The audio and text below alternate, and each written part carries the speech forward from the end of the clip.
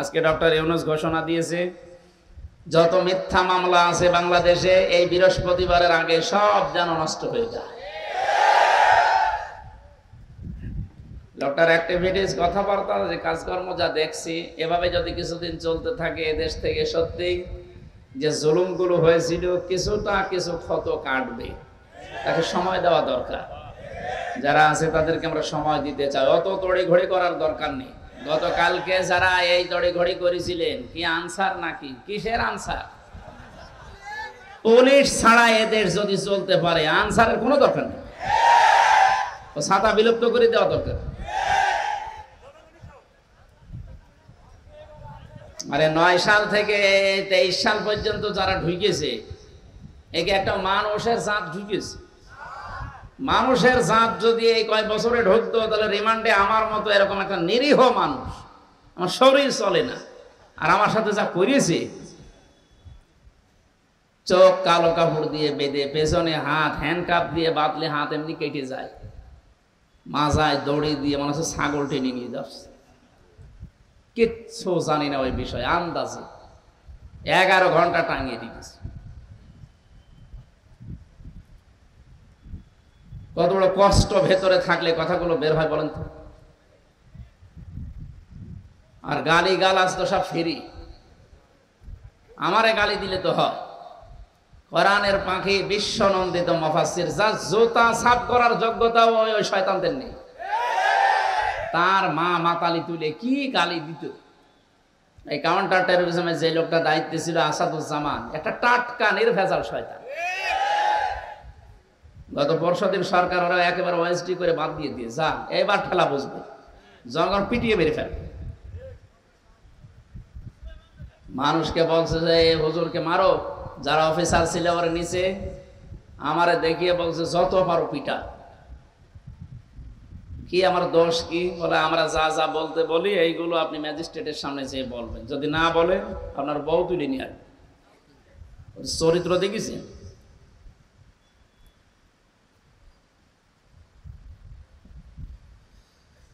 হেদায়েত কামনা করবো না ওদের, কারণ ওদের হেদায়েত আল্লাহ দেবে না। আল্লাহু লা ইয়াহদিল কওমাজ জালিমিন, আল্লাহ জালেমদের হেদায়েত দেয় না। জোর করে আমি যদি করি তাহলে কোরআন তো মিথ্যা হয়ে যাবে।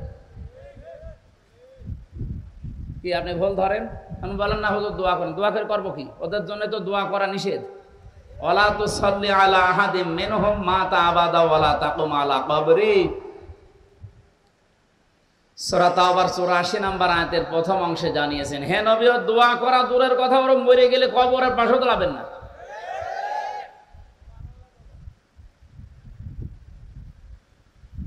এই জন্য যে মানুষগুলো আমাদেরকে সত্যি এই মুক্ত জীবন, এটা যে কত বড় নিয়ামত, এই নিয়ামতের শুকরিয়া আদায় হবে 3টা পদ্ধতিতে। 1 নম্বরে মুখে স্বীকার করা লাগবে যে না, এটা আমরা নিয়ামত হিসাবেই পেয়েছি, একটা মুক্ত জীবন পেয়েছি। আজকে কুষ্টিয়াতে বাংলাদেশে জামাত ইসলামী কর্তৃক আয়োজিত কুষ্টিয়া জেলা শাখার 500 আলেমের আয়োজন করেছিল অডিটোরিয়ামে। যত রকমের আলেম আছে, সে যে ঘরানার হোক, সব যেহেতু এক হয়ে গেছে সবাইকে ডাক দিয়েছিল। অথচ 500 না 5 জন যদি এই 5 তারিখের আগে এক জায়গায় হইতো, ষড়যন্ত্র করছে বলে ধরে নিত। কি অবস্থায় ছিলেন আপনি টের পাচ্ছেন? সুতরাং একটা নিয়ামত, এই নিয়ামতের শুকরিয়া আদায় হবে মুখ দিয়ে বলার দ্বারা, যেটা আমরা বলছি যে হ্যাঁ আসলে এটা নিয়ামত। 2 নম্বরে মনের ভেতরে একটা আলাদা শান্তি পাওয়া যাবে, সেটা আমরা পাচ্ছি। জালেমরা পাবে কেন? কোরআনে কারীম জানিয়েছে, ওয়ানুনাজ্জিলু মিনাল কোরআনি মা হুয়া শিফাউ ওয়া রাহমাতুল লিল মুমিনিন ওয়া লা ইয়াজিদুজ জালিমিনা ইল্লা খাসারা। সূরা বানী ইসরাঈল 15 নম্বর পারা 9 নম্বর পৃষ্ঠার 2 নম্বর লাইনের 82 নম্বর আয়াত। এটা তাফসীরে ফি জিলালিল কোরআনে পাবেন। আল্লাহ পাক বলেন, হে নবী, কোরআন নাজিল করার ধারাবাহিকতায় এমন এমন বিধান আমি দিয়েছি যেটা মুমিনদের জন্য, ঈমানদারদের জন্য শেফা হিসাবে কাজ করবে।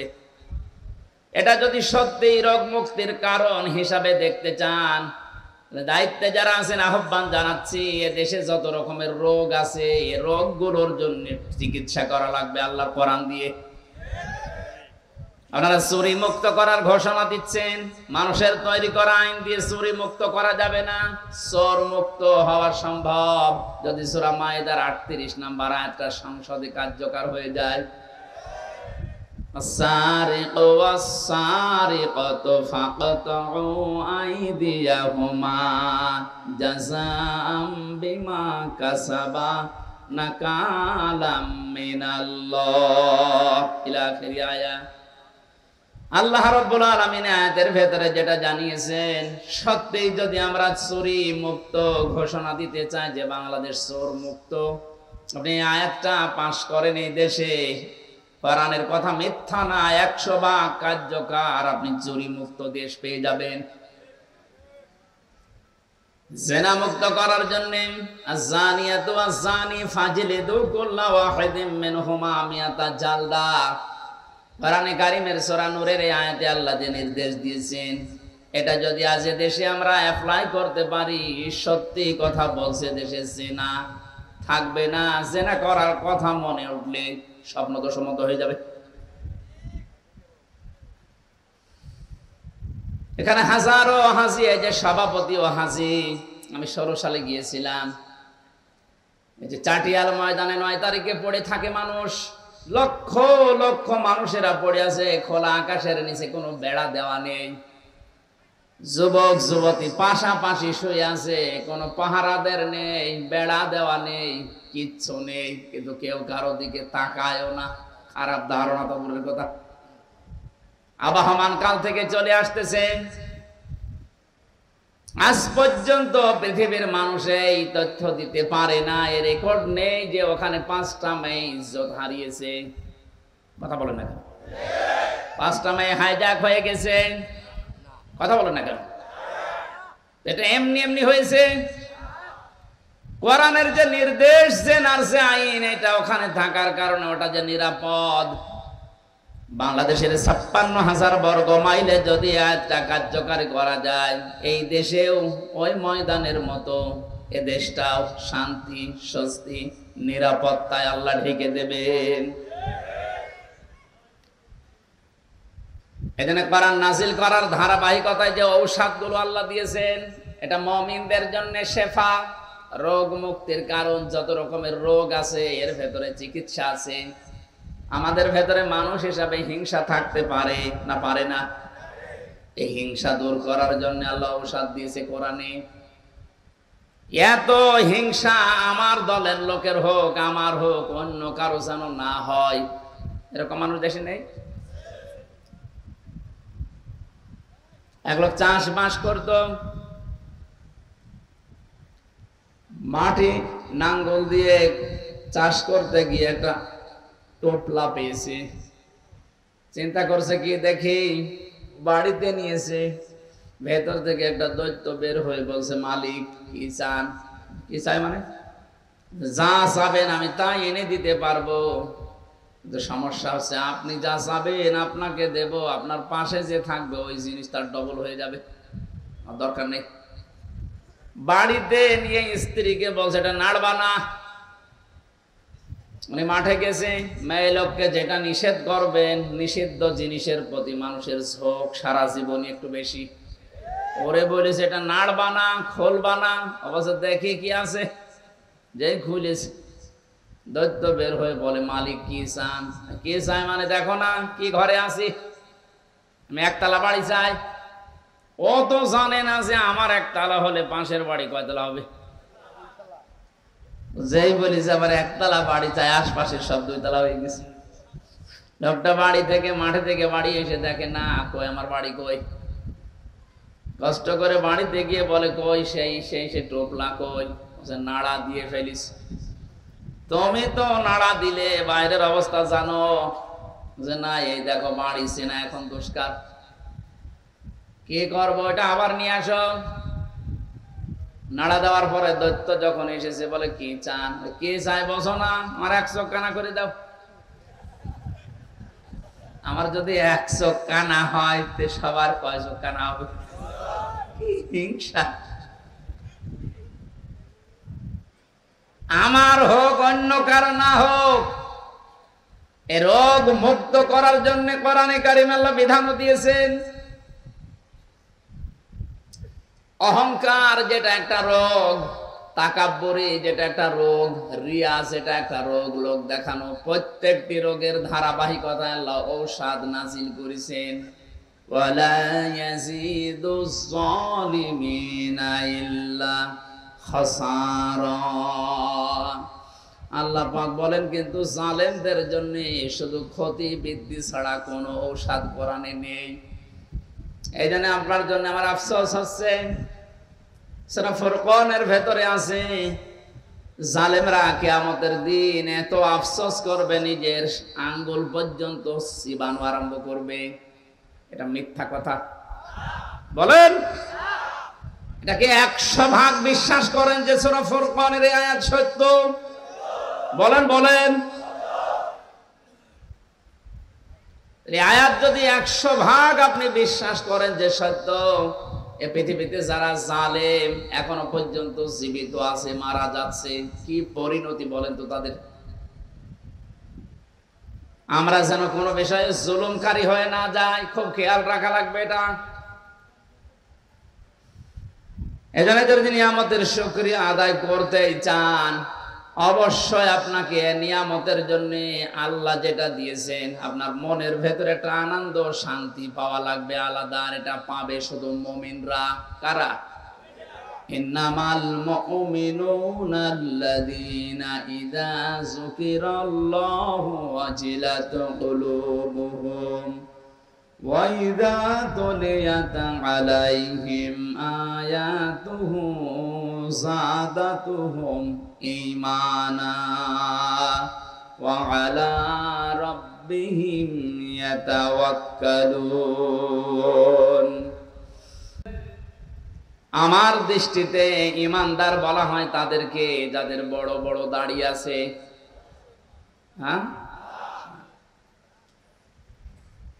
বড় জুব্বা গায়ে দেয়, এই লোকটাই আল্লাহর দৃষ্টিতে ঈমানদার। শুধু দাড়ি আর জুব্বা থাকলেই যদি মানুষ ঈমানদার হয়ে যায়, রবি ঠাকুর ও বড় ঈমানদার। আমি ছোট করছি না, এগুলো অবশ্যই নবীর সুন্নাত, অনেক দামি জিনিস। আজ দেখছি অনেক মানুষের দাড়ি নিয়েও ফাজলামি আরম্ভ করিস। কেউ দাড়ি কেটে নম হয়ে মালাচ্ছে, আর কেউ দাড়ি রেখে কালো তার সাদা হয়ে যাচ্ছে। সবগুলোকে আল্লাহ পাকড়াও করেছে। জালেমদের অপমান যখন শুরু হয়, মরণের আগ পর্যন্ত জালেমের অপমান শেষ হয় না। কোরআনে কারীম বারবার এগুলো আমাদেরকে সতর্ক করছে। কোরআন পড়ে তাদের সতর্ক হবে কি দিয়ে? ওয়ালা তাহসাবান্নাল্লাহা গাফিলান আম্মা ইয়ামালুজ যালিমুন ইন্নামা ইউআখিরুহুম লিয়াউমিন তাশখাসু ফীহিল আবসার। সূরা ইব্রাহিম 13 নম্বর পারা 19 নম্বর পৃষ্ঠার 12 নম্বর লাইনের 42 নম্বর আয়াতে আছে। এটা তাফসীরে তাবারির ভেতরে পড়েছি। ব্যাখ্যাগুলো বলতে গেলে হাজারো সময় লাগবে না, যে খুব সংক্ষেপ করছি। আল্লাহ পাক বলেন, নবী আপনি কি মনে করেন যে জালেমদের সম্পর্কে আমি কোনো খোঁজ রাখি না, আমি উদাসীন হয়ে গেছি, আমি বেখবর? না, এ পৃথিবীতে সবচাইতে বেশি দৃষ্টি দিয়ে রাখি আমি জালেমদের উপরে। কেন ওদেরকে এরকম ছাড় দেয়? ওরা তো মনে করে আল্লাহ আমাদের ভালোবেসেই মনে হয় এই জায়গাগুলো দিয়েছে। আমার এই অর্থ সম্পদ, বাবা প্রতিপত্তি, আমার চেয়ার, আমি যে সালের একেবারে 30 সাল 40 সাল 71 সাল পর্যন্ত টার্গেট দিয়ে দিলাম, মনে হয় আল্লাহ আমারে ভালোবাসে। প্রথমে আমার যখন রিমান্ডে নিয়েছিল প্রথম ওই 11 সালে, ওই সময় আমার যিনি ধরেছিলেন বলছে, হুজুর মানুষকে ক্ষমতা দেওয়ার মালিককে? আল্লাহ। ক্ষমতা থেকে নামানোর মালিককে? আল্লাহ। তাহলে এখন যিনি আছে তাকে দিয়েছে কে? এখন কি বলবো? মানে এবার আমার আয়াত শোনাচ্ছে, কুলিল্লাহুম্মা মালিকাল মুলকি তুতিল মুলকা মান তাশা ওয়া তানজিউল মুলকা মিম্মান তাশা ওয়া তুইজ্জু মান তাশা ওয়া তুযিল্লু মান তাশা ইলা আখিরি আয়াত। থানাতে যেদিন প্রথম যায় আমার এই আয়াতটা জিজ্ঞাসা করেছিল ওসি সাহেব যে আপনি কি বলেন তো এই আয়াতে, বললাম আল্লাহ যাকে চায় তাকে ক্ষমতা দেয়, যাকে চায় তাকে নামিয়ে দেয়, সম্মান দেওয়ার মালিকও আল্লাহ, সম্মান নষ্ট করার মালিকও আল্লাহ। আমারে উনি বোঝাতে চায় তাহলে এখন যিনি প্রধানমন্ত্রী আছে আল্লাহ চাই বলে আছে, ঠিক আছে কি বলবো। ঠিক ওনার জবাবটা আল্লাহ সূরা আলে ইমরানে দিয়েছেন 4 নম্বর পারা 12 নম্বর পৃষ্ঠাতে আছে, আলা ইয়াহসাবান্নাল্লাযীনা কাফারু আন্নামা নুমলি লাহুম খায়রুল লিআনফুসিহিম লিয়াজদাদু ইসমা ওয়া লাহুম আযাবুম মুহিন। ও টাঙ্গাইলবাসী, একটু বিবেকটা খাটিয়ে আল্লাহর এই আয়াতটা একটু চিন্তা করেন। কাফেররা দুনিয়ায় ধারণা করে, মনে করে যে আমাদের প্রতি এই যে ক্ষমতার চেয়ার, এই যে প্রভাব প্রতিপত্তি, মনে চাই তাই করি, এটা মনে হয় আমাদের উপরে আল্লাহর দয়া করুণা, আমার উপর আল্লাহর রহমত। আল্লাহ বলেন না, এটা কেন দিয়ে রাখি জালেমদেরকে হে নবী জানেন? আমি চাই যে চেয়ারে বসে ক্ষমতার অপব্যবহার করে ওদের পাপের পাল্লা 100 পরিপূর্ণ হয়ে যাক। ঠিক তাই হয়েছে। আমি কি মারিয়ে বলছি? তাই হয়নি। তাই হয়নি কেন? তার বাস্তব প্রমাণ আয়না ঘরটা। এই আয়না ঘরের কারণে আমার মনে হয় আল্লাহর গজব নাজিল হয়ে গেছে। নাই তো এই 15 বছরে বহু চেষ্টা চালিয়েছি অনেকে, কিছুতেই কিছু করতে পারেনি। অথচ খালি হাতে ছাত্র না সূরা ফিলের তাফসীর পড়তে গিয়ে আমার এখন মনে হচ্ছে এগুলো ছাত্র না, এগুলো আবাবিল। আল্লাহর ঘর কাবা রক্ষা করার জন্য আব্রাহার বাহিনী হস্তে থেকে আল্লাহ যেমন পাখি পাঠিয়েছিলেন, ওয়ারসালা আলাইহিম তায়রান আবাবিল তারমিহিম বিহিজারাতিম মিন সিজ্জিল ফাজআলাহুম কাসফিম মাকুল। আল্লাহ তার ঘরকে রক্ষা করার জন্য যে আবাবিল পাঠিয়েছিলেন, এই পৃথিবীর ময়দানে বাংলাদেশ নামক এই ছোট্ট ভূখণ্ডকে জালেমের জুলুম থেকে একেবারে যখন ইসমা লিয়াজদাদু ইসমা পরিপূর্ণ হয়ে গেছে, তাদের পাপ 100তে 100 হয়ে গেছে, আল্লাহ তখন পাঠিয়েছে ছাত্রদেরকে। এদের মনের ভেতরে আসলো কি করে? এটা একটা ঠুনকো বিষয় নিয়ে এত বড় একটা পাওয়ারফুল মানুষকে সম্মানের সাথে না, চোরের মতো পালিয়ে যেতে বাধ্য করেছে। পৃথিবীর এটা দ্বিতীয় ইতিহাস। ওই যে পালিয়েছিল লক্ষণ সেন, আরে এটা মাঝখানে আর কেউ পালায়নি। হ্যাঁ পালিয়েছিল, কিন্তু এত করুণ অবস্থা হয়নি শ্রীলঙ্কায়। এই জন্য আমাদের উচিত হচ্ছে, আমরা যেহেতু ইমানদার আল্লাহর দৃষ্টিতে, সত্যি যদি আপনি আল্লাহর দৃষ্টিতে বলেন যে আমি ইমানদার, আল্লাহর নাম উচ্চারণ হলে আপনার অন্তরের ভেতরে একটা আলাদা শান্তি পাবেন।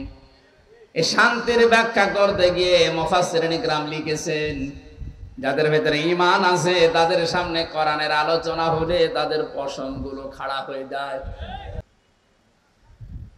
টাঙ্গাইলবাসী, আমি শুকরিয়া আদায়ের ব্যাখ্যা করছিলাম যে একটা নিয়ামতের শুকরিয়া কি করে আদায় করতে হয়। আমরা অধিকাংশ মানুষ জানি একেবারে টুটি পর্যন্ত খেয়ে একবারে বললাম আলহামদুলিল্লাহ হয়ে গেল, শুকরিয়া আদায় না।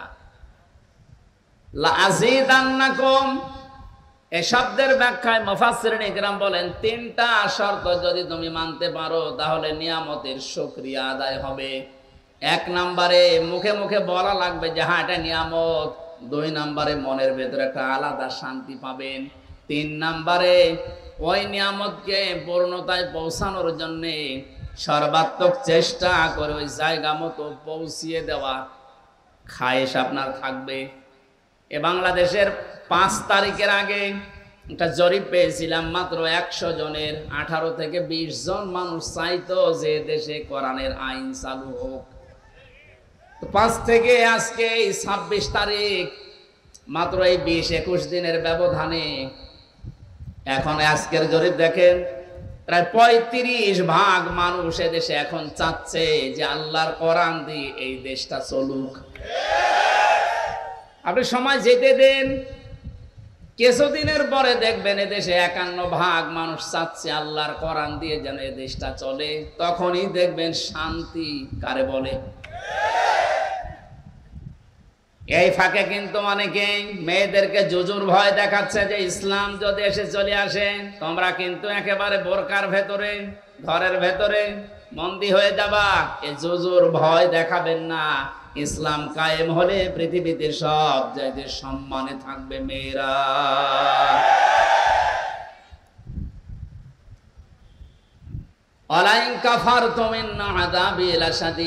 আল্লাহর নিয়ামতের যদি শুকরিয়া আদায় করতে না পারেন, দেশটা যেহেতু স্বাধীন হয়েছে, চলাফেরা করার, কথাবার্তা বলার সব দিক থেকে একটা নিরাপত্তা পাচ্ছি। হ্যাঁ, কিছু ষড়যন্ত্র গোপনে হচ্ছে ঠিক, তারপরও যেভাবে নিরাপদে কোরআনের কথাগুলো, আল্লাহর কথাগুলো বলা যাচ্ছে, চলতে দেন কিছুদিন, জালেমদের শিকড় পর্যন্ত উপড়িয়ে যাবে। এই পৃথিবীতে আল্লাহর যেটা ইচ্ছা ছিল ওইটা কায়েম হবে। আল্লাহর ইচ্ছা কি? ওয়াল্লাযী আরসালা রাসূলাহু বিল হুদা ওয়া দীনিল হক লিইয়ুযহিরাহু আলাদ-দীনি কুল্লিহি ওয়া কাফা বিল্লাহি শাহীদা। আল্লাহ পাক বলেন তিনি সে আল্লাহ যিনি তার রাসূলকে দ্বীনে হক দিয়ে, সত্যের বিধান দিয়ে এখানে পাঠিয়েছেন, খেলা করার জন্য না। লিইয়ুযহিরাহু আলাদ-দীনি কুল্লি, এই যে ইজহার শব্দটা আছে এখানে, অনেকে যারা আলেম বসে আছে অনেকে মনে করছে এজহার মানে নুন সাকিনের কায়দা। এজহার মানে কি?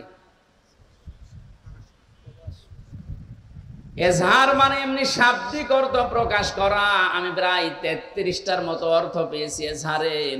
এই যে লিইয়ুযহিরাহু, এই শব্দের ব্যাখ্যা করতে গিয়ে আধুনিক মুফাসসিরিন ইকরাম লিখেছেন আল্লাহ পাক চান তার কোরআনকে, তার দ্বীনকে, তার ইসলামকে এই জমিনে বিজয় করে দিতে।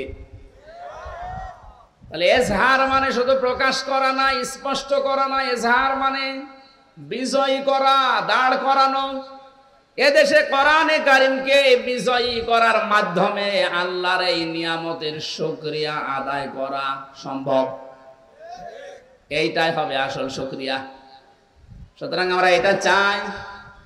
33% মানুষ এখন চাচ্ছে, অনেক হিন্দু পর্যন্ত এখন চাচ্ছে একামতে দ্বীনের দায়িত্ব যারা এদেশে ইখলাসের সাথে অ্যাক্টিভিটিস যেভাবে দেখাচ্ছে, মন থেকে যেভাবে কাজ করছে। আজকেও 3 জন হিন্দু, তাও মূর্খ হিন্দু না, শিক্ষিত হিন্দু,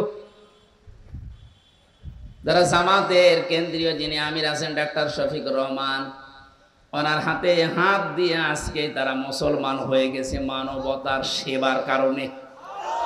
তারা পর্যন্ত এখন বলছে হ্যাঁ মুসলমানদের ধর্মীয় গ্রন্থ এ কোরআনে কারিম দিয়ে যদি এটা শাসন হয় আমরা মায়ের কোলে থাকবো। কোরআনের পাখি বিশ্বনন্দিত মুফাসসির আল্লামা সাইদি রহমাতুল্লাহ আলাইহি, তার পিরোজপুর এলাকায় যখন যেতাম ওই 18-19 সালে, অনেক হিন্দু পর্যন্ত বলতো যে আল্লাহ এখন যে অবস্থায় আছি, মাওলানা থাকতে আমরা মায়ের কোলে ছিলাম। শুধু পিরোজপুরের এই জিয়ানগর না, আমার তো মনে হচ্ছে কোরআনে কারিম দিয়ে যদি কোরআনওয়ালা মানুষগুলো এখন এই সমস্ত জায়গাতে যেতে পারে, পুরা বাংলাদেশটাই মায়ের কোল হয়ে যাবে। এটা হবে নিয়ামতের আসল শুকরিয়া আদায়। তাছাড়া টুটি পর্যন্ত খেয়ে একবারে বললেন আলহামদুলিল্লাহ, এটা তো নিয়ামত শুকরিয়ার একটা বাক্য। এটা বাস্তবে রূপ দেওয়ার জন্য আল্লাহর ওই বিধানকে ওখানে কার্যকর করে ভূমিকায় দেখাতে হবে যে হ্যাঁ এটা পালন হচ্ছে। দুঃখজনক হলেও সত্য, 53টা বছর স্বাধীন হয়েছি আমরা, 96% মুসলমান আমরা এখানে। কোরআনে কারিমের একটা আইনও এই দেশে রাষ্ট্রীয়ভাবে চলে না। এটা আফসোস না বলেন তো? বাংলার মুসলমানেরা বাবা চালিয়েছিল আমরা দেখিনি, এই মুরব্বী দেখেছে। স্বামী চালিয়েছিল আমরা দেখিনি, মুরব্বী দেখেছে। কারণ আমার তো জন্ম 92 সালে। চাচা চালিয়েছে, তাও মনে হয় আমরা দেখিনি, এনারা দেখেছে। বউ চালিয়েছে আর ভাবি চালিয়েছে, দেখলাম। কথা বলে না কেন? কয়েকজনকে তো দেখেছি যে কেমন চলে। এখন শুধু দেখতে বাকি আছে আল্লাহর কোরআন দিয়ে এই জমিন চললে কেমন দেখা যায়। এটা দেখতে রাজি আছেন না? কারা রাজি দেখে লিল্লাহি তাকবীর।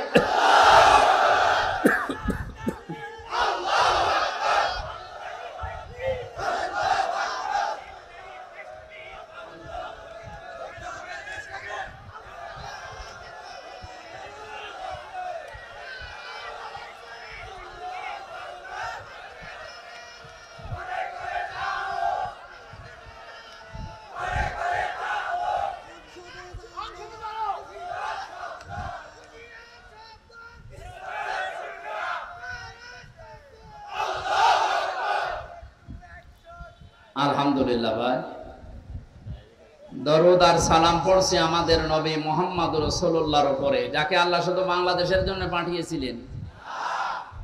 যে আয়াত পড়লাম আজকে তার পরের আয়াত এটা, সূরা আরাফের 158 নম্বর আয়াত। কুলিয়া আইয়ুহান নাসু ইন্নী রাসূলুল্লাহি ইলাইকুম জামিআ। হে নবী, আপনি দুনিয়ার মানুষদেরকে এই ঘোষণা দিয়ে দেন যে আমি শুধু মক্কার জন্য, মদিনার জন্য না, তামাম দুনিয়ার মানুষের জন্য রাসূল হয়ে এসেছি। জোরে বলেন সুবহানাল্লাহ। এখন রাসূল কি, এই সমস্যা কি আপনাদের? হ্যাঁ, এই কথা বলেন, ফোন করেন।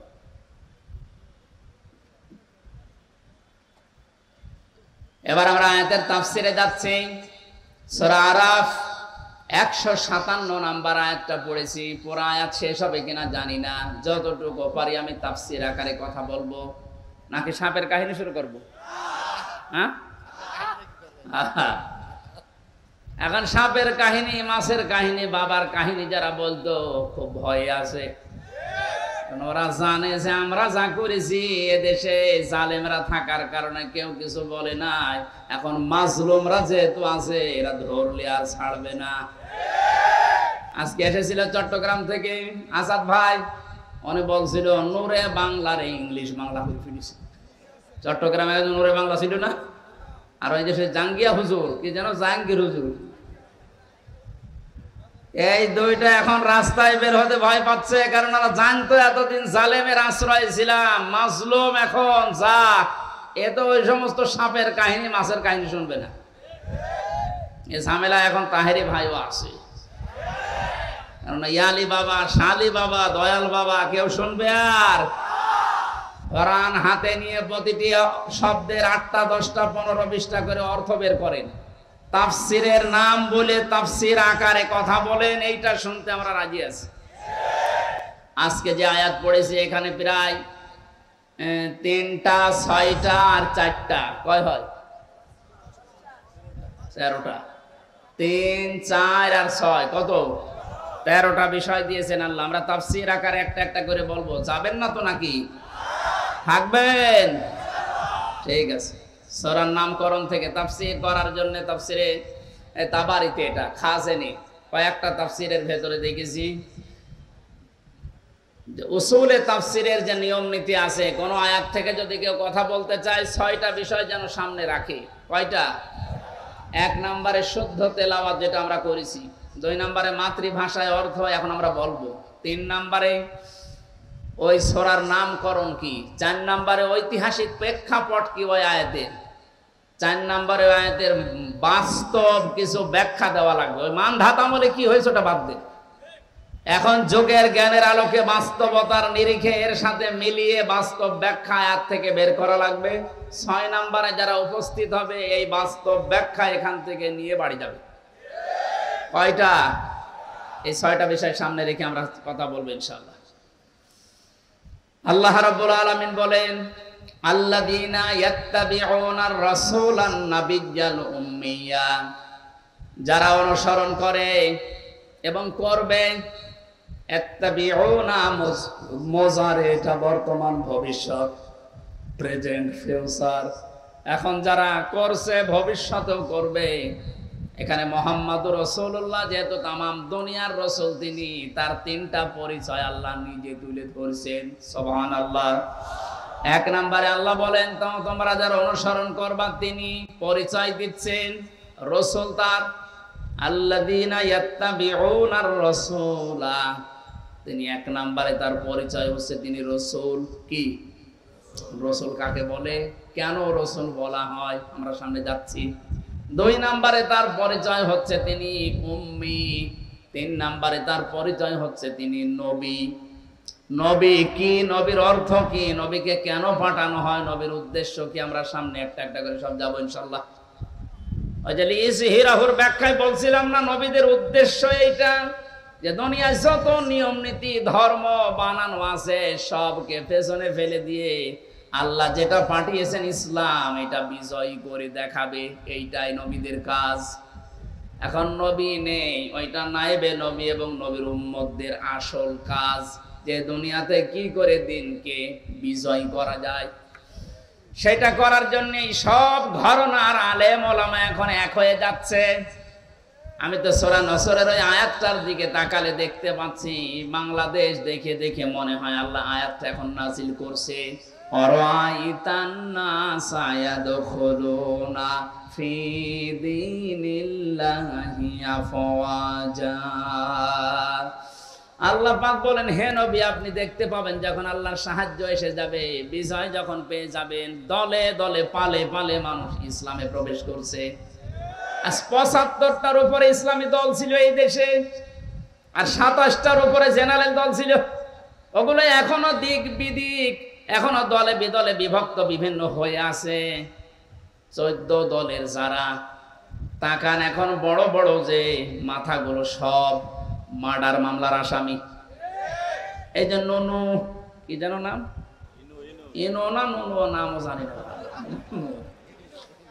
এই যে নুনু ইনু, এরপরে যে মনন, মেনন মনন, একে নাম উচ্চারণ করলো আমার ঘৃণা লাগে। এই শয়তানগুলো ইসলামের বিরুদ্ধে যা অবস্থান নিয়েছিল, এদেশের বড় বড় জালেমরাও এত বড় অবস্থান নেয়নি। আর একজনের নাম এখন অনেকে ভুলে গেছে না, এই যে ইসলামের নাম নিয়ে একটা দল খুলেছিল হিজবুত তাওহীদ নাকি, এই ইমাম কি যেন নাম, ইমাম সেলিম হোসেন নাকি নাম, এই শয়তানের, এ ভারতের এজেন্ট। এই শয়তানের যে অবস্থান ছিল, এত পয়সা পায় কোথায়? ইসলামে দল বিদলে বিভক্ত করে মানুষদেরকে যেন এক জায়গায় এক প্ল্যাটফর্মে আসতে না দেয়, এই জন্য অনেক শয়তান এদেরকে টাকা দিত। অমুসলিমদের যারা যত না ক্ষতি হয়েছে দেশে মুসলমানদের ইসলামের, তার চাইতে বেশি ক্ষতি করেছে এই শয়তানরা। এদের সমুচিত জবাব দেওয়া দরকার এখনই, কারণ এই শয়তানরা আবার যদি ছাড় পায়, সামনে কিন্তু মুসলমানদেরকে আবার দলে বিদলে বিভক্ত করবে। গোয়েন্দা বিভাগের বহু জায়গায় আমি মিশে দেখেছি, ওরা বলতো যে মানুষদেরকে আজ আমরা এক হতে দেই না টুপিওয়ালাদের, এর ভেতরে একটা কারণ আছে। এরা যদি সব এক হয়ে যায়, তাহলে এই যে টাকা পয়সা পাচার হচ্ছে, এগুলো বন্ধ হয়ে যাবে। এই জন্য কিছু কিছু বিষয় দিয়ে এদেরকে দলে বিদলে বিভক্ত করে রাখি। মাওলানা মামুনুল হক আমার সাথে ৩ বছর ছিল পাশাপাশি। ওনারা মাঝে মাঝে বলতো যে আমরা কি ভাবতাম বাইরে, আর এ কি চলছে এখন দেশে। এটাকে আজ কন্ট্রোল করার জন্য ছোট খাটো মাসলা মাসাইল সব বাদ, এক হওয়া লাগবে এখন শুধুমাত্র এই দেশে নিরাপদে থাকার জন্য। এই জন্য সব এক হয়ে যাচ্ছে না। চরমনায়ের যে পীর সৈয়দ রেজাউল করিম, মাওলানা মামুনুল হক সহ জামাত ইসলামের কেন্দ্রীয় আমির ডাক্তার শফিকুর রহমান সহ প্রত্যেকে এখন বলছে আগে আমরা নিরাপদ হই, কারণ এই ছোটখাটো বিষয় নিয়ে আমরা লোক যতই বেশি হই না কেন, ওরা অল্প, তাতে কি আমাদের উদ্দেশ্য সফল হবে না। আজকে একটা ঘটনা পড়ছিলাম, এক হোস্টেলে 100 জন ছাত্র ছাত্রী থাকে। কতজন? কথা বুঝতেছে? 100 জন প্রতিদিন তাদের সকালে নাস্তা দেওয়া হয় সিঙ্গাড়া। কি দেওয়া হয়? এর ভেতরে দল বিদলে বিভক্ত হয়ে যাচ্ছে। সবাই প্রশ্ন তুলছে, না আমরা আর সিঙ্গাড়া খাবো না, সকালবেলা অন্য নাস্তা দেওয়া লাগবে। হোস্টেলের যিনি ম্যানেজার আছে উনি বলছে, না একবারে তো এভাবে হবে না, একটু তোমাদেরকে ভোটাভুটি করা লাগবে, তোমরা নাম লিখে দাও কে কি খেতে চাও সকালে। 20 জন দিয়েছে যে আমরা সিঙ্গাড়ার পক্ষে আছি। কয়জন বলেন বলেন? 15 জন লিখে দিয়েছে যে আমরা রোল চাই। 14 জন লিখেছে আমরা কলা চাই। 18 জন লিখেছে আমরা পাউরুটি চাই। কেউ কেউ লিখেছে আমরা খিচুড়ি ভাত চাই। ওদিকে 20 জন যা চাই তার চাইতে এখনো পর্যন্ত লোক বাকি আছে কতজন? 80 জন। কতজন? শেষ পর্যন্ত দেখা গেল ভোট যেদিকে বেশি হবে ওই দিকেই তো রায় পাস হবে। ওই যে 20-এর উপরে তো কেউ যেতে পারেনি। 80 জনের ভেতরে 8-10টা ভাগ হয়ে কেউ 5, কেউ 7, কেউ 18, কেউ 17, কেউ 15। ওই যে সিঙ্গাড়া যেটা ছিল সিঙ্গাড়ায় চালু থেকে গেছে, কারণ 20 জন চায় ওইটা। এরা 80 জনের ভেতরে মত পার্থক্য তৈরি করে ওদের তার পাস করাতে পারে নাই। সেই সময় কিন্তু এখন বাংলাদেশে এসে গেছে। আমরা যদি এখনো পর্যন্ত টোপে নিয়ে, জব্বা নিয়ে, হাত বাঁধা নিয়ে এখনো মারামারিতে থাকি, ওই 20টা যা চাই ওইটাই কিন্তু কায়েম হয়ে থাকবে। ওদের চাইতে সংখ্যায় আমরা টোপিয়ালারা এদেশে কম না। 96% মুসলমান এদেশে। সুতরাং এখন সব বাদ, রোল বাদ, পাউরুটি বাদ, খিচুড়ি বাদ, রোল বাদ, কলা বাদ। এখন আমি সব এক হয়ে যাব। ওরা 20 জন কিয়ামতের আগে আর এদেশে বসতে পারবে না। এই জন্য আনন্দ পাচ্ছি। এখন সবগুলো এই ষড়যন্ত্র বুঝে ফেলেছে। মাওলানা মামুনুল হক বের হওয়ার পরে মাওলানা শাকাওয়াতুর রহমান রাজি, এনারা বের হয়ে এখন সব জায়গা থেকে এক হয়ে যেভাবে চালাচ্ছে, চালাতে দেন কিছুদিন। জালেমদের শিকড়ও আর পাবেন না ইনশাআল্লাহ। কারণ জেলে দিয়ে জালেমরা মনে করেছিল মানুষ এদেরকে খারাপ ভাববে। ধর্ষণ মামলা দিয়েছে আলেমের নামে, অথচ যারা দিয়েছে তারা এখন অন্যের বউ ভাগিয়ে উল্টাপাল্টা কাজ করেছে। তাদের 3 ইঞ্চি বের হয়েছে। কথা বলছে না কারণ? এই যে ছোট হুজুর, কি জানো নাম? মাদানি। এ আমার সাথে 2 মাস ছিল এক ঘরে। আমারে বলছে, হামজা ভাই, ভাই বলছে এই কারণ অত বয়স ছোট না, বয়স তো এখন প্রায় 30 আর আমার 33। তো ভাই বলোটা বলবে কি? ছোট হুজুর পিসকে হুজুর শুধু ওই সাইজে ছোট তাই। আমারে বলছে, আমারে নিয়ে গেল হাতের ঝিলে এরা 12:30টার সময়। ওখানে নিয়ে পুরা উলঙ্গ করে আমার এই হাতের ভেতরে সিগারেট দিয়েছে, আর একটা অর্ধ উলঙ্গ মেয়েকে আমার পাশে বসিয়েছে। ছবি তুলে বলছে এটা ছেড়ে দেবো, যে হুজুরের চরিত্র কি মানুষকে দেখাবো। কোরআন শরীফ পড়ছিল, কোরআন পড়তে পড়তে আমারে বলছে আমি একটা কথাও মিথ্যা বলছি না। এক এসআইকে ডাক দিয়ে বললাম, ভাই আপনারা যা করলেন আমার সাথে, এটা কি হারুন স্যার জানে? ডিবির ওই হারুন জানে না মানে? উনি তো করাচ্ছে। বাস আমি ওখানে একেবারে অসহায় আর মাজলুম অবস্থার দোয়া কবুল হয়, কারণ মন থেকে বললাম, আল্লাহ যে লোকটা আমার সাথে উপরে উপরে ভালো ব্যবহার করে ভেতরে আমার এইভাবে করে দিল, তুমি অন্তত তারে কিছু দেখিও। আল্লাহ দেখায়নি? পাইনছি আর রাস্তায় বের হলে মানুষ বলে 3 ইঞ্চি, 2.5 ইঞ্চি।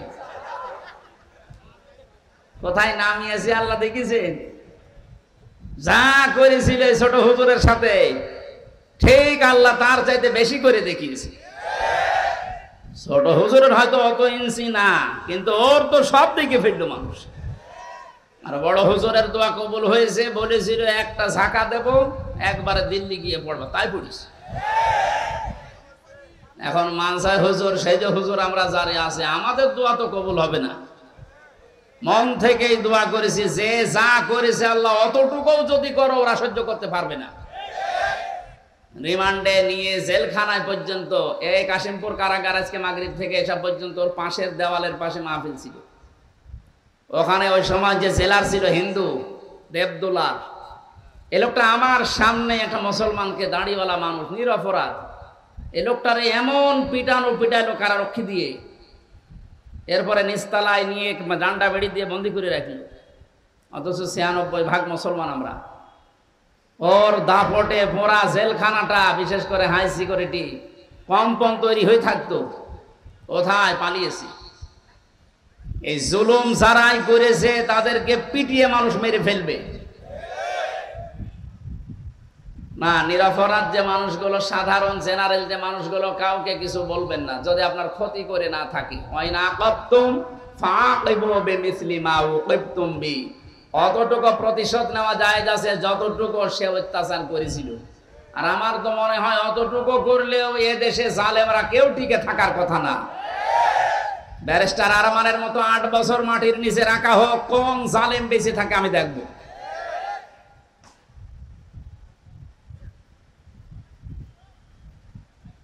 শ্রদ্ধাভাজন ব্যক্তিবর্গ যারা আছেন তাদেরকে এবার আহ্বান জানাচ্ছি, প্রতিটি শব্দের আমি এবার অর্থ বের করে তাফসিরের দিকে যাচ্ছি। ৩টা পরিচয় দিলেন আল্লাহ নবীজির। কয়টা? বিশ্বনবীর কর্মসূচি ছিল এই দুনিয়ায় ৬টা কাজ, কর্মসূচি। কয়টা? আমরা এখন যেহেতু উম্মত হিসাবে দাবি করছি, আমাদেরও কর্মসূচি হওয়া লাগবে এই পৃথিবীতে। কয়টা? ওই ৬টা। ৩ নম্বরের যে বিষয়, ৪টা বিষয় আমাদেরকে অনুসরণ করার জন্য, অনুকরণ করার জন্য আল্লাহ আয়াতের শেষের দিকে আদেশ দিয়েছেন। আল্লাহ একেবারে শেষ শব্দে জানিয়েছেন, উলাইকা হুমুল মুফলিহুন। তোমাদের জীবন তাহলে সফল হবে। আল্লাহ আয়াতটা এখন তাফসীর আকারে শুনে আমল করে বাড়ি যাওয়ার তৌফিক দেন, বলেন আমিন। নামকরণ হিসাবে বলছি, এটা সূরা আরাফ। কোন সূরা? বৃষ্টি হচ্ছে নাকি? কে এরা ওঠে কারা? কে পানি ফেলাতে যাবেন? এটা বাদ দিয়ে যেন অন্য কাজে যেন না। অনেকে আবার বেড়ি খেতেও যায়, বেড়ি খেতে গেলে তাড়াতাড়ি খেয়ে আবার চলে আসবে। আরাফ শব্দের শাব্দিকত প্রাচীর। আরাফ মানে কি? দেওয়াল, প্রাচীর যাই বলেন। আল্লাহ রাব্বুল আলামিন কিয়ামতে একটা প্রাচীর বানাবেন, কিছু মানুষকে ওখানে দাঁড় করিয়ে রাখবেন। জান্নাতেও দেবেন না, জাহান্নামেও ফেলবেন না। সাহাবায়ে কেরাম ডাক দিয়ে বললেন, হে নবী, এদেরকে আল্লাহ জাহান্নামে দিচ্ছে না, কারণ কি? জান্নাতেও দেয় না, কারণ কি? নবীজি বললেন, এদেরকে আল্লাহ জান্নাতে দেয় না এই কারণে, এই মানুষগুলো দুনিয়াতে মা বাবার সাথে খারাপ আচরণ করতো, এই কারণে জান্নাত দিচ্ছে না। সূরা আরাফের তাফসীর, এই নামকরণে যেটা ব্যাখ্যা পেয়েছি আমি তাফসীরে হাক্কানির ভেতরে, মুফাসসিরদের এই বক্তব্য অনুযায়ী, নবীর হাদিস অনুযায়ী বোঝা যায়, আপনি যত বড় আল্লাহর ওলি দাবি করেন না কেন, নামাজ, রোজা, হজ, যাকাত, পর্দা, পশিদা সব আছে আপনার, কিন্তু মা বাবার সাথে যদি খারাপ আচরণ করে থাকেন, আপনি জান্নাত যেতে পারবেন না। এই জায়গাটা খুব সেনসিটিভ জায়গা, এজন্য খুব সতর্ক থাকা লাগবে এখানে। হ্যাঁ, বাস্তবতায় আমরা দেখছি আজ হাজারো সন্তান আমরা যারা এখানে আছি, আমরা বাধ্য হচ্ছি মা বাবার অধিকার নষ্ট করতে আমার বউর কারণে। মা বোন যারা এসেছেন, আপনার জন্য 2 মিনিটে ওয়াজ করছি। দুনিয়া থাকার জায়গা না, আপনিও থাকবেন না, আপনার শাশুড়িও থাকবে না। মাঝখান থেকে আপনি দুনিয়ার এই কিছু টাটকা সুখ মনে করে ওর অধিকার নষ্ট করে নিজেকে জাহান্নামের আগুনের দিকে আপনি এগিয়ে দিচ্ছেন। জান্নাত আপনার জন্য হারাম হয়ে যাচ্ছে। যদি মনে করেন শাশুড়ি তো আর মা বাপ না, ওনার সাথে আর কি না, বিয়ের পরে ওইটাই আপনার মা বাবা। এখন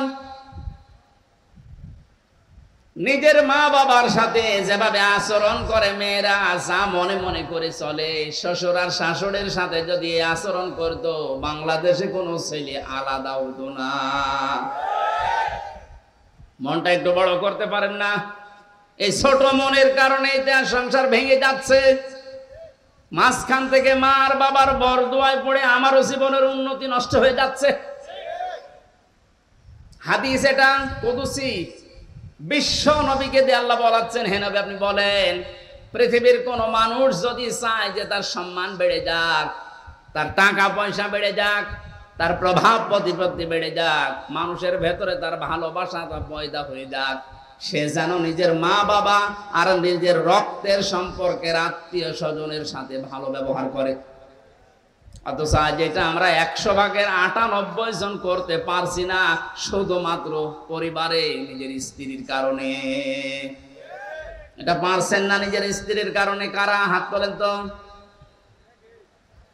এই এলাকায় ওয়াজ করা মনে হয় ঠিক হচ্ছে না, সব আল্লাহর ওলি বসে আছে আলহামদুলিল্লাহ। যাকে এলাকার মেয়েরা ভালো আলহামদুলিল্লাহ। সম্মানিত মা বলেন, আমি ক্ষমা চাচ্ছি, আপনাদের আসলে বুঝতে পারি না।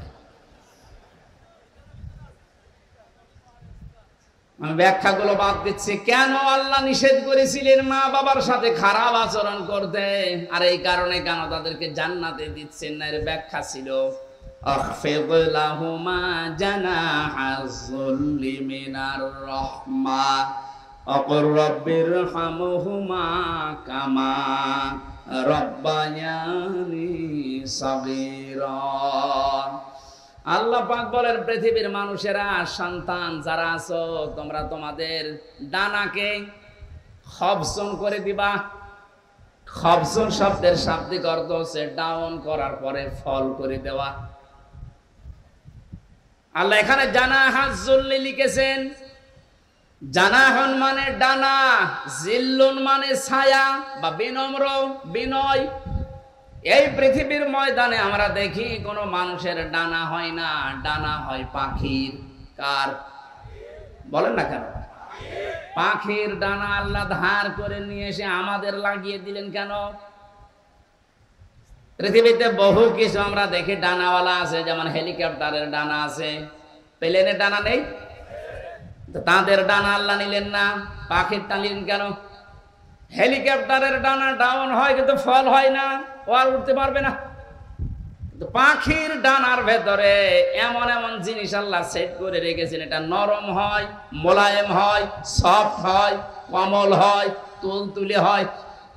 একটার পরে একটা পর যখন লেগে যায় আর ওর নিচে যখন ডাউন করার পরে ফল করে দেয়, পাখির বাচ্চাগুলো ওর নিচে যে একটা কিচির মিচির আওয়াজ দেয়, বাংলাতে বলা হয় অনির্বচন সুখ। আপনারা আছেন তো? কি বলে সুখটাকে? একটা অনির্বচন সুখ পায় এই বাচ্চারা। আল্লাহ বোঝাতে চেয়েছেন এই উদাহরণটা সেট করার মাধ্যমে, ও পৃথিবীর মানুষেরা, ও হামজা, তোর মা বাবা যতদিন বেঁচে আছে, শেষ বয়সে তারা যেন মনে করে আমার হামজা থাকতে অন্তত আমাদের আর চিন্তা নেই। এটা কি মনে করতে পারছে? না। আর যাদের পরিবারে পারছে আলহামদুলিল্লাহ, যাদের পারছে না তাদেরকে কিন্তু আরাফে দাঁড়িয়ে থাকা লাগবে, জান্নাত আল্লাহ দেবে না, আর জাহান্নামও দিচ্ছে না। কারণ কি? নবীজি বলেন, এই মানুষগুলো দুনিয়া আর যাই করুক না কেন, ইসলাম কায়েমের জন্য চেষ্টা চালিয়েছে, দিন কায়েমের জন্য এরা কাজ করেছে, এই জন্য আল্লাহ জাহান্নামে দিচ্ছে না। সূরা সফের 10 নম্বর আয়াত 11 নম্বর আয়াতের দলিল আছে, যারা পৃথিবীতে দিন কায়েমের জন্য চেষ্টা চালায়, এই মানুষগুলোর ছোটখাটো অপরাধগুলো আল্লাহ মাফ করে দেয়, এদেরকে আল্লাহ জাহান্নামের আগুনে দেয় না। এজন্য আমরা যারা ইসলামী আন্দোলন করে দিন কায়েমের চেষ্টা চালাই, ছোটখাটো অপরাধ হলে আল্লাহ মাফ করে দেবে, জাহান্নামে দেবে না। কিন্তু মা বাবার সাথে যেন আচরণ খারাপ না হয়, জান্নাতও পাবেন না। নবীজি হাদিসের শেষে কিন্তু আর বলেন না যে কোথায় দেবে, তাহলে জান্নাতও যেতে পারছি না পারিবারিক জীবনের কারণে, জাহান্নামও আল্লাহ দিচ্ছে না ইসলামী আন্দোলন করার কারণে। এখন ওখানেই যদি দাঁড়িয়ে থাকা লাগে, তা আমার মতো কপাল পোড়া কেউ আছে? আল্লাহ আমাদের হেফাজত করুন, বলেন আমিন। এই সূরায় আল্লাহ 3টা পরিচয় দিচ্ছেন 157 নম্বর আয়াতে। তোমরা অনুসরণ করবা ওই রাসূলের যাকে আমি আল্লাহ পাঠিয়েছি আমার সংবাদগুলো দিয়ে। রাসূল তার কাজ ছিল এই পৃথিবীতে যেই কয়টা, আমরা 9টা কাজের কথা পাই দুনিয়াতে, যে রাসূলুল্লাহ যে কাজগুলো করেছিলেন। ইয়া'মুরুহুম বিল মা'রুফি ওয়া ইয়ানহাহুম আনিল মুনকার। এই দুনিয়াতে রাসূলের কাজ ছিল তিনি সৎ কাজে আদেশ করতেন, অসৎ কাজে বাধা দিতেন। আজ আমরা যারা উম্মত হিসাবে দাবি করছি, মাস্ট বি আমাদের এই গুণগুলো, এই কর্মসূচিগুলো হাতে নেওয়াই লাগবে। কথা বলে না কেন? 15 বছর যারা এই ইমাম হয়ে, আলেম হয়ে, বক্তা হয়ে, খতিব হয়ে, এমনকি দায়িত্বশীল হয়ে যারা বিভিন্ন চেয়ারে ছিল, এই কাজটা করে না। এই জন্যই তো দুর্নীতি এত বেড়েছে। সব জায়গায় যারা আমরা ছিলাম, ওখান থেকে যদি সত্যি সত্যি আমরা এই আয়াতের প্রথম অংশটা মানতে পারতাম, আমি যদি এই চেয়ারে বসে 40 বছর একাধারে ওয়াজ করি যে ভাইরা দাড়ি রাখেন, কেউ আমাকে বাধা দেবে এখানে? ভাইরা 5 ওয়াক্ত নামাজ পড়েন, কেউ বাধা দেবে? এ কথাগুলো বলতে বলতে আমি মুখে ফেনা তুলে ফেললাম। আপনি মানেন মানেন না মানেন না মানেন, শব্দগুলো তো আল্লাহ এইভাবে তৈরি করেননি। শব্দগুলো হচ্ছে ডু ইট, এই এটা কর। ইয়ামুরুহুম, আল্লাহর আদেশ। এটা কি নফল না ফরজ? বলেন। আল্লাহর এই ফরজ আদেশটা মানা যায় ওই জায়গায় নিয়ে গেলে যেখান থেকে আদেশ দেওয়ার ক্ষমতা আসে। আমরা এমন এমন জায়গায় আদেশগুলো দিতে চাই, একটা মুরগিও আমাকে মানে না। ইমাম এই দেশে এখন ইমাম না, ইমাম মানে নেতা বলে। কে বলেছে ইমাম মানে নেতা? এই দেশে এখন ইমাম মানে খেতা। বাড়িতে স্ত্রীর সাথে ঝগড়া করে পারে না, এসে ইমামের উপরে ছাল ছাড়ে। এই দেশে মানুষ নেই এরকম। অথচ ইমামের হাতে যদি ইয়ামুরুহুম বিল মারুফ থাকতো, যে ভালো কাজে আদেশ করা, এটা করা লাগবে, ডু ইট, না করলে তোর খবর আছে। ওয়ানহাহুম আনিল মুনকার, অন্যায় কাজে শুধু নিষেধ করা না, বাবাজি এটা করেন না, না এটা বাধা দেওয়া, প্রাচীর তৈরি করা, বন্ধ করে দেওয়া। যত রকমের রাস্তা আছে যদি আইন তৈরি করে হয় তাও করা। আর এটা তৈরি করার জন্য যে জায়গা দরকার, ও জায়গাতে অধিকাংশ গুলোই ছিল জালেম, এই জন্য কায়েম হয়নি। আমরা যারা রাসূলের উম্মত দাবি করছে, আমাদের কর্মসূচি 2 নম্বরে হবে অন্যায় কাজে বাধা দেওয়ার জন্য আইন পাশ করার জায়গায় যাওয়া। আমি কয়েকদিন আগে সিঙ্গাপুর, মালয়েশিয়া কয়েকটা দেশে ছিলাম, দেখেছিলাম ওদের দেশে ইসলাম নেই কিন্তু আইন আছে। ইসলামী আইন কানুন গুলো ওখানে দেওয়া আছে। ইসলামরা বিশ্বাস করে না, কিন্তু ইসলাম থেকে ধার করে নিয়েছে। ওই আইন থাকার কারণে অমুসলিম রাষ্ট্র কিন্তু এত শান্তির জায়গা, ওটা এত নিরাপত্তা, এত নিরাপদ। দেশটা ছোট, এদিক ওদিক সব মিলে মনে হয় 42 থেকে 43 কিলোমিটার। এ নড়া কি টাঙ্গাইলের চাইতেও ছোট। মধুপুর আর এই ভুয়াপুর মিলে যতটুকু, এতটুকু একটা দেশ। প্রত্যেক জায়গায় সিসি ক্যামেরা দিয়ে ওরা এমন ভাবে কন্ট্রোল করছে, একটা সই পড়ে থাকলো অফিস থেকে দেখতে পারে। পরিষ্কার পরিচ্ছন্ন এত বেশি। একটা টোকরা ফেলেছিল আমার সামনে একজন, এই যে চিপসের যে ঠোঙ্গা আছে না, ওইটা একটা বাচ্চা ফেলেছিল। সঙ্গে সঙ্গে পুলিশ এসেছে, ওর বাবাকে ধরে নিয়ে গেছে। আমার ছোট ছেলে বসে না, না কেন ফেললো? কি পরিষ্কার পরিচ্ছন্ন দেখেছেন? পৃথিবীর কোন ধর্মে পরিষ্কার পরিচ্ছন্নর ব্যাপারে এত বেশি আদেশ দেওয়া নেই যত বেশি আছে ইসলামে। আল্লাহর নবী জানিয়েছেন, আত-তুহুরু শাতরুল ঈমান বা নিসফুল ঈমান। এই পৃথিবীতে পরিষ্কার পরিচ্ছন্ন থাকা, পবিত্র থাকা, এটা ঈমানের শুধু অঙ্গ না, ঈমানের অর্ধেক। কত বড় গুরুত্ব দিয়েছে ওটা আমরা মানতে পারি না, এই জন্য এত মশা তৈরি হয়। ওরা এই হাদিসটা মেনে নেওয়ার কারণে ওই দেশে দেখলাম কোনো মশা নেই। মাহফিল শেষ করে আসার পরে বাড়ির আগে বললাম, ভাই মশারি দেবেন না? কিসের মশারি? এদেশে যদি একটা মশা কারো বাড়ি পাওয়া যায় তার খবর আছে। নিয়মটা ছিল কার? ইসলামের। কার? এখানে আদেশ যতগুলো আছে, আদেশগুলো আজ যেখান থেকে কার্যকর করা যায় ওই জায়গাগুলো আজ ইসলামের হাতে তুলে দেওয়া দরকার। হালাল যে বিষয়গুলো আছে একটা একটা করে সব বৈধ ঘোষণা করা। এদেশে হালাল কত জায়গা সবগুলো বন্ধ করে রাখা হয়েছিল। যত অবৈধ বস্তু আছে, নাপাক বস্তু আছে, ওটা হারাম ঘোষণা করা রসুলের কাজ। রসুল এখন নেই, রসুলের নায়েবে রসুল আছে, কথা বলেন এখন, রসুলের উম্মতেরা আছে, তাদের এই কর্মসূচি হাতে নেওয়া দরকার। যত অবৈধ কাজ আছে সব আইন পাশ করে হারাম ঘোষণা দেওয়া। তাহলে এদেশে হারাম যে কাজগুলো আছে, সুদ খাওয়া কি, ঘুষ খাওয়া কি? ঘুষ বন্ধ হয়ে গেছে। কোর্টে যাবেন, কোর্টে রিট পর্যন্ত ঘুষ যাবে। যদিও নিয়মটা এখন পাল্টাচ্ছে, এটা আরো কঠোর হওয়া দরকার। খাদ্যের ভেতরে ভেজাল দিয়ে যারা মানুষদেরকে আস্তে আস্তে রোগী বানিয়ে ফেলেন, আপনিও এক প্রকার হত্যাকারী। এক কথা বলেন এখানে। এই অন্যায় কাজটা নিষেধ করার জন্য শুধুমাত্র সোনা মধু বলে ওয়াজ করে হবে না, এটার জন্য আইন পাশ করে আইনটা কার্যকর করা লাগবে। তাহলে আর খাদ্যে ভেজাল, এই খাদ্যের ভেতরে ফরমালিন দিয়ে, ঔষধ দিয়ে, রং দিয়ে আমাদের শরীরকে মারাত্মক অসুখের দিকে ঠেলে দিতে পারবে না।